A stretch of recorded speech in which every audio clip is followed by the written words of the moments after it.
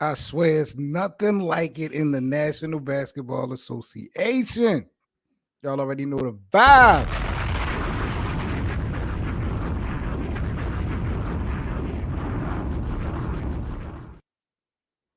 Salute to the NBA community, man. This is Seven Mitchell. This is the best of seven sports talk. Y'all already know the drill. Salute to everybody out there, man, in the community. We are live at it on the YouTube channel.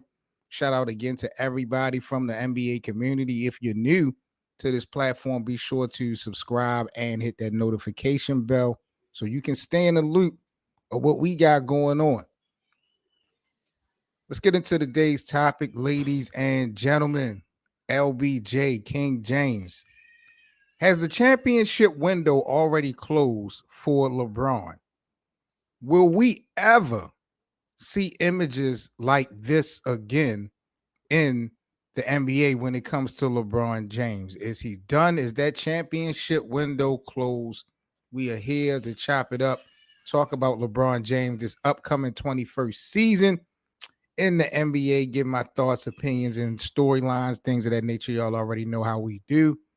If you guys would like to join myself, link is definitely pinned to the live chat. Salute again to all the fans and supporters. So let's start here with Rob Pelinka. A couple different things I want to break down when we talk about the Lakers. Now, Rob Pelinka has gotten a lot of credit, not only because of what he's done in this recent offseason.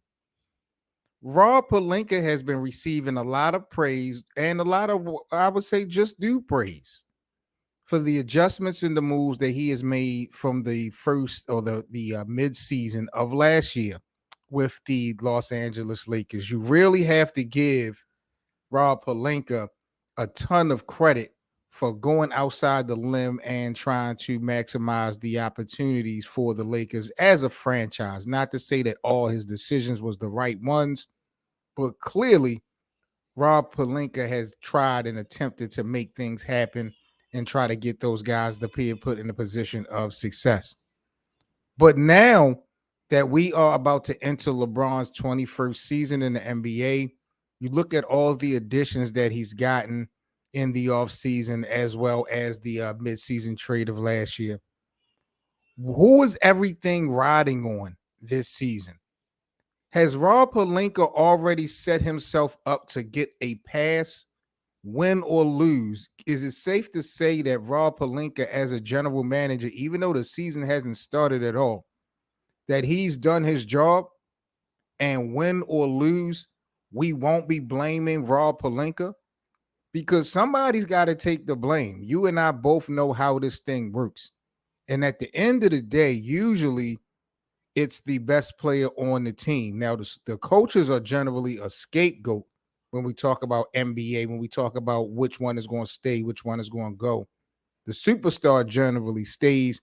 The coach generally takes the short end of the stick. But when we talk about accountability, when we talk about responsibility, when we talk about blame, LeBron has always had both feet in that fire. And I'm just wondering, how much blame would they put on LeBron? And it's premeditated because we haven't even watched the game yet. Season hasn't started. But are people looking at it like, okay, LeBron has all the pieces and weapons that he needs to win a championship? That's my biggest thing. I don't really want to question Rob Pelinka and the job that he has done because, again, he has done an exceptional job. The Lakers still need a little bit more size. I think they're actually trying to hold that 15th spot on their roster for either Mo Bamba or re-sign for Mo Bamba, or possibly it was another big man I think they were considering. But when you look at all of the pieces, number one, will it work in LA? And if it doesn't work, do you automatically blame LeBron? When you look at this roster, do you give it to LeBron and say, look, you have to take us there with this? Is this roster good enough? I like the guys that the Lakers had picked up, the new guys. They got a handful of players that I think is dope. But I don't know how attitudes is going to play a role. I don't know how chemistry is going to play a role. Things of that nature. Because you got, for example, D'Angelo Russell, who was traded midseason to the Lakers. He became a starter. He had some good performances until the actual playoffs came. There was talks about getting Kyrie Irving. That didn't happen. But now they had signed Gabe Vincent. And if I'm not mistaken, Gabe, let me look. Because the Miami Heat offered Gabe a lot of money. And he declined it in order to play with LeBron. Let me see if I can find out the specifics on Gabe Vincent turning down this deal. And shout out to LeBron James because he is going to be rated 100 on the upcoming NBA 2K24. As most of y'all know, Kobe Bryant was named to be the cover for NBA 2K24 once again. LeBron is the first 100 overall since Shaq back in 2K2. That has been confirmed. Kobe, I believe, has been confirmed to be at a 99 rated overall. But let me see if I can find what Gabe Vincent declined to take from Miami in order to sign to LA, because I just seen it and maybe I'm just not able to pull it up at this time. But I think he had turned down like maybe 4 or 5 million, something at that nature, in order to link up and play with LeBron for, I believe, at like $3 million. And, I think that when you look at a guy like Gabe Vincent, somebody who went to the final round with the Miami Heat, was very close. So he definitely don't want to have that same feeling. He got something to prove, of course. AD, LeBron James, Austin Reeves, I think, got a new contract. Rui Hachimura got a new contract. You got guys like who else they picked up? Cam Reddish, who's looking to really get himself his own identity in LA. To me, there's a lot of moving pieces, but there's a lot of things potentially going for the Lakers. The only problem in my eyes is that the Western Conference has gotten better. There's still a lot of moving parts. You still got a Damian Lillard situation going on. You still got a James Harden situation going on. And those are two superstars that could definitely change a narrative, the needle, anything of that nature. So I'm a little bit concerned on that note. But LeBron, getting back to, is his championship window closed? I don't think it's shut right now. It's, you can still get a little bit of a breeze. It's not all the way down. It's not locked. So you can still get a little bit of some fresh air coming from LeBron James and the Lakers. But again, do he have the right pieces to win a Larry O'Brien trophy? Because the last couple teams that we saw LeBron play for with the Lakers, you could tell at the beginning of the year that wasn't going to be a roster that the team finished up with. You could just tell something was going to have to happen. But when you look at all of these guys that the Lakers have picked up, Jackson Hayes, I believe they picked up another big man from Brooklyn. I forgot his name. It skipped my mind. But when you look at all these parts that they picked up, unless somebody like gets in trouble or just don't get along, I would think that these are the guys that you are going to ride or die with.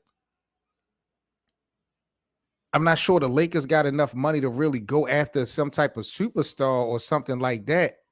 Now, the only thing I will say is that because of this type of talent, young talent and potential the Lakers got, the only way that I could see them not finishing the year off with this actual roster is if LA was to bring in like a third superstar, somebody to actually, complete a big three to join LeBron James and Anthony Davis.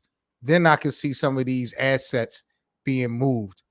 But other than that, if it looks to me like Rob Pelinka has done everything that he's going to be doing or possibly can do to get the Lakers off on the right track. how much pressure now is that going to be on LeBron James? Like, it's just a lot of questions that I believe has to be asked because, again, I am really enjoying the new addition to the Lakers. I like the impact that those guys had with the midseason trade, Vanderbilt and D'Angelo Russell and a couple of those guys. I like the impact that they had last year. It's just gonna be it's gonna be interesting to see how this thing play out. And I'm wondering who's gonna start at point guard. Are they gonna put Gabe Vincent in? Are they gonna let D'Angelo Russell be a starter again? And if D'Angelo have to come off the bench, is he gonna be good with that? When you have a team like the one that's constructed with the Lakers, just in my opinion, and just looking at experience as a fan and analyzing some things, it's about sacrifice. It's about sacrifice. Everybody might know what they can do and bring to the table on any given day, but this seems to be a special compilation of players, youth, talent. Coach Darwin Ham has a big job ahead of him this season. He's got a lot of help, but he's going to have a real tough challenge trying to actually make this thing work. I'm just going to keep it real. It's going to be really interesting to see if what we saw from him last year was just an anomaly or if he is actually the real deal as a head coach. And then LeBron. How much of a facilitator is LeBron going to need to be with this new team? Is it going to be important for him to initiate some type of chemistry? Or should the Lakers go in the direction of making sure that everybody else is on board and then, get back to LeBron? It's going to be real interesting. It's going to be real testy. I'm not quite sure um, how good the Lakers will be. They made the play-in tournament and they wound up going to the Western Conference Finals. They had a pretty decent season, then wound up getting swept by the Denver Nuggets. But, I don't feel like the additions that they got automatically gets them into the finals or get them even closer to beating Denver right now. But I feel comfortable with saying that we have a team going into the season that you could have expectation to be at least in the same position that you was at last year. I mean, that's really all you can ask for is an opportunity to play for an NBA championship. LeBron James in his last couple seasons before last was not in the playoffs at all. And, that's just a different type of basketball when LeBron James is not in the mix. So I really feel like this team as a whole is definitely better than last year's team.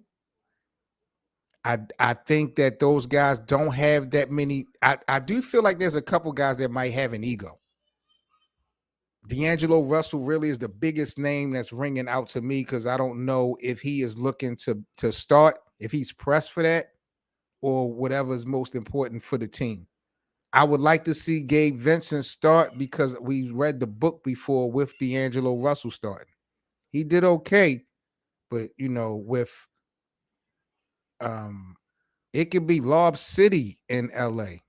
And I would like to see how Gabe Vincent facilitate that situation.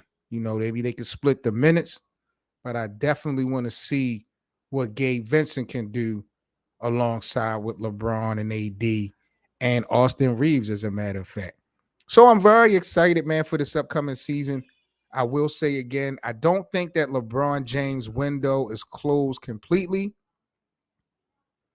I think that when we talk about the LA Lakers, however, and what they have done so far, when you talk about the Lakers and what they've done so far, I honestly don't think that LeBron has that much time to play around. This might actually be his last shot in a Laker uniform to get the Larry O'Brien trophy in all reality. You're looking at his son possibly being in the NBA in about 2 years. There was a mock draft that came out that he would get drafted to the Atlanta Hawks. And, LeBron has always made it known that he would love to play with his son. So I'm definitely not counting LeBron out totally. But, depending on where he lands, if he sticks around and want to play with his son, I think that's going to be just about storylines and stuff like that, because most 9 times out of 10, the team is not going to be that great of a team. And you're looking at LeBron being in his 23rd, 24th season. And then his son is a straight rookie, 1 year in college. I don't know if that would be a recipe for like real success. It would just be a great story. But the window for LeBron winning another championship, bro, believe it or not, it could all boil down to this right here. It could all boil down to this right here.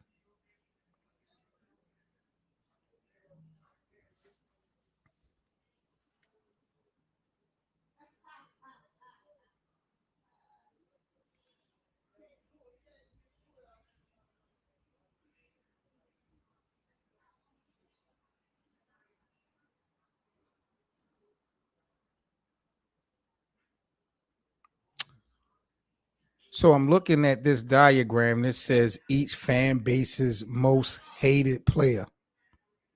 So for the Lakers, they say Grayson Allen is the most hated player. For the Clippers, LeBron James and Devin Booker is the most hated. For the King, LeBron James is the most hated. Is LeBron named anywhere else? The Detroit Pistons, the Golden State Warriors, the Indiana Pacers, the Miami Heat, the Memphis Grizzlies? Wow. That's crazy. I mean, it's kind of predictable. We know the love-hate relationship that LeBron has amongst this association, which is definitely baffling to me because he's far from a bad guy. But when you look at a diagram like this, man,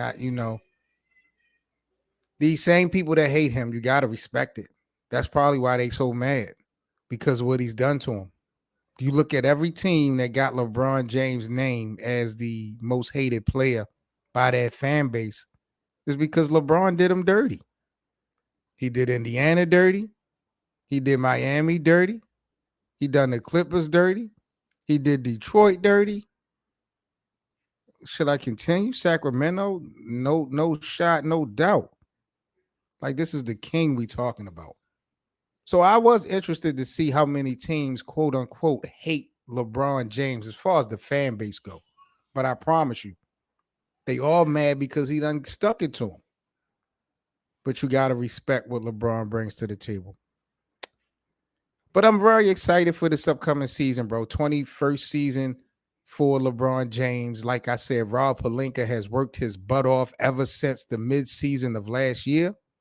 He's done a big job of adding other pieces in the offseason. I don't know if this guarantees the Lakers to be in the final. I won't go there, but I feel like on paper, you got to be comfortable with this Lakers team. When you look at the roster at the beginning of the year for the Lakers for like the last 2-3 years, you're looking at that roster and you like, yeah, by the time the All-Star break comes, this team is going to be different. And that's basically what happened last year. They was able to get Russell Westbrook off of the books. But a lot of times, and we've even seen it in Cleveland with LeBron. I think this is something that LeBron is kind of known for when you think about it. Like, he doesn't hesitate to be put in a position to try to be most successful. We've seen Cleveland mid-season do a lot of trades and try to, clean things up. I remember back in 2018, 2017, how they had to make that big trade once Kyrie had left for Boston. And when he came to the Lakers, they made all those adjustments in order to get Anthony Davis after his first year. So history definitely repeats itself when we're talking about, the roster and additions. But I really feel like these are the guys that will go down on the ship with LeBron at the end of this season, unless there's an actual superstar or star available that will want to come and link up with LBJ as well as Anthony Davis. Big up to my guy, one Mike in the building. Mike says, man, we beat the Lakers 11 times in a row. You know, Mike is a Clippers fan. We don't like him because the media hypes him up to be something he's not. Wow. Really? Now, Mike, you may be busy, so I'm going to give you a pass. I'm also drop this link in the live chat because you know you cannot get on my platform, disrespect the king like that, and not give me a reason. So if you're free, click that link and explain to me what the hell you talking about. The media hypes LeBron up. You know, this is the second time I done heard LeBron being overrated in 24 hours. That's what we doing? Much love to my guy, one Mike in the building, man. Salute to you, my G. You already know the vibes. But yeah, I'm not going to make it seem like LeBron James got a whole lot of basketball left. Now, I still think he got quite a couple years. I don't think it's a situation where LBJ is going to be retiring after this year or really after next year. But when you talk about LeBron James, when you having an argument about the greatest of all time, you got to bring up consistency, you got to bring up stability, and you got to bring up impact. And I'm not sure after this season how much impact LeBron is going to have on teams when you talk about wins and losses. A lot of people feel like he does not have any impact. He cannot change the game no more as far as the trajectory of the Lakers winning or losing. I mean, I totally disagree with that. But, you know, the proof is in the pudding.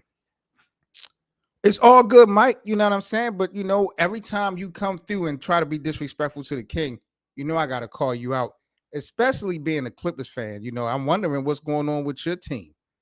I know they re-signed Russell Westbrook, but I heard your team tried to get rid of Paul George, send him to New York. But the Knicks didn't want to accept the trade from Paul George because they didn't want to sign Paul George to an extension. So that thing kind of surprised me that the Clippers, not that they are trying to get rid of Paul George, even though I would have got rid of Kawhi Leonard before Paul George, but I'm surprised that they tried to trade Paul George to New York, knowing that the Knicks don't have no superstar that they could get back. So you re-sign Russell Westbrook, but try to trade Paul George. And Paul George would be great for the New York Knicks, in my opinion. You know what I'm saying? The type of wing player that he is, defensive player on the perimeter, that's exactly what the Knicks need. But when you look at the last 4 years, well, shit. Ever since Kawhi and Paul George been with your boys, Mike, they haven't played 82 games. Them guys haven't came close to playing 82 games. And teams are just looking at these guys like, yo, we're not going to spend max dollars on these cats and they're not going to be available. This load management thing is real. And I'm actually blaming Kawhi Leonard even for Paul George mishaps.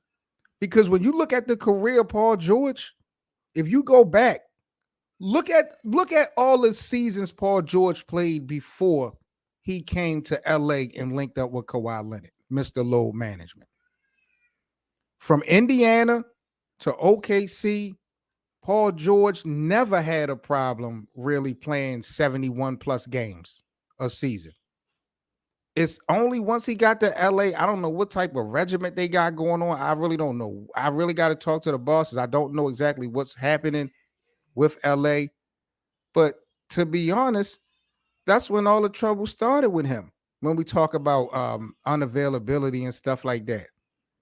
So I could kind of understand why New York is not trying to give him an extension, but I'm just more surprised that the Clippers was willing to trade him and not get another star back. Like the players that they were trying to get in this trade for in New York was players like Evan Fournier. What's the kid name from Duke? Damn, I forgot his name, but there was a couple guys from New York that really wouldn't change no narrative or nothing like that. The Clippers was willing to get rid of Paul George. And the only reason why I could think they was doing that is because they're trying to open up a lane for I guess James Harden, possibly. But who knows how that thing is going to play out when it comes to the Clippers. I know they got their new arena. I think they opening up their new arena to play. So I don't know. I still don't have no confidence that the Clippers are going to be a threat. They scared me a little bit one time. That was in 2019 when Kawhi and Paul George first came to LA. I thought it was going to be a real showdown in the playoffs if they ran into LeBron and AD. And the Clippers came up short to the Denver Nuggets, losing 3-1 in the bubble. So we'll see how this play out, man. But like I said, I'm still rooting for LeBron James. I still think he got a couple years of good basketball left. However, when we talk about the Larry O'Brien trophy, when you talk about winning championships, will we ever see an image like this again? I think this is the last shot in all reality. I think this is the last real opportunity that LeBron James is going to have to win an NBA title. If he decides to stick around and link up with his son, I don't think it's going to be on a ball club that's going to be in contention to win an NBA championship. So LeBron going to have to give it all he's got this season, I believe.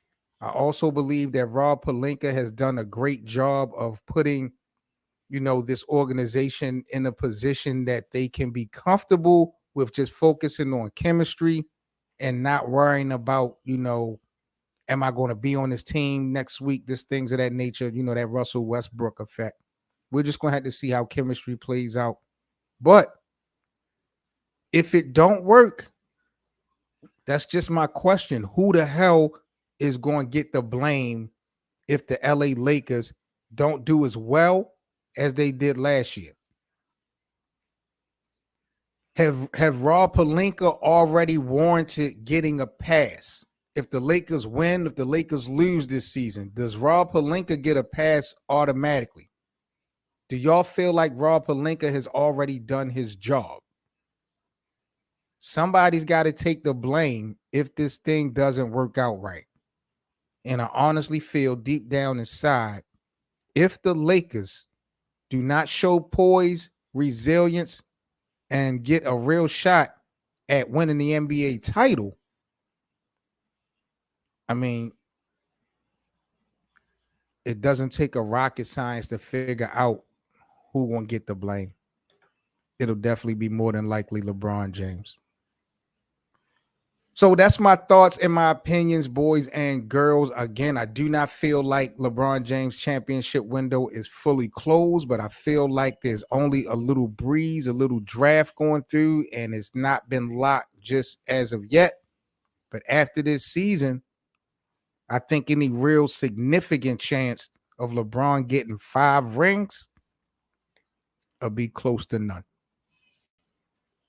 You guys are now rocking with the best. I am Seven Mitchell. This is the Best of 7 Sports Talk. If you all enjoy daily NBA content, make sure you follow me everywhere on social media. 365 days a year, 24 hours a day, 7 days a week. Y'all already know how we rocking when it comes to the NBA content. Definitely appreciate all the support you guys show. Hope you guys stay safe. Have a dope weekend. And I'm about to get up out of here, y'all. Y'all stay safe. This is the Best of 7 Sports Talk. And I'm out. Peace.